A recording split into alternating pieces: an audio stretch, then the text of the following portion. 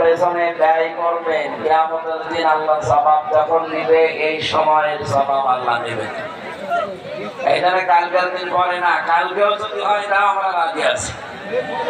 প্রতিদিন আমরা কোরআনের পেছনে ব্যয় করতে রাজি আছি না নেই? যারা আমরা ওদিকে আর সময় না নিয়ে একটা আয়াত পড়েছিলাম তো হক আদায় করে মোনাজাত করে দিচ্ছে। আপনারা এভাবে বসে থাকতে যদি পারতেন 1-1.5 ঘন্টা নিচে তো এই যে ভেজা, আপনি বললে হবে নাকি আজকে শেষ করে দেবে? এখানে 50,000 1 লাখ মানুষের আয়োজন, দেখেন না আপনি, বিশাল আয়োজন। এই 2 জেলা এরপরে শেষ, চুয়াডাঙ্গার শেষ।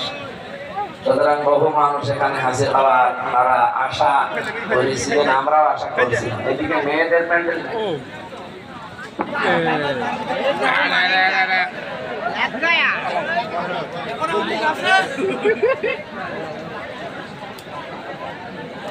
কারেন্ট চলে গেছে, কারেন্ট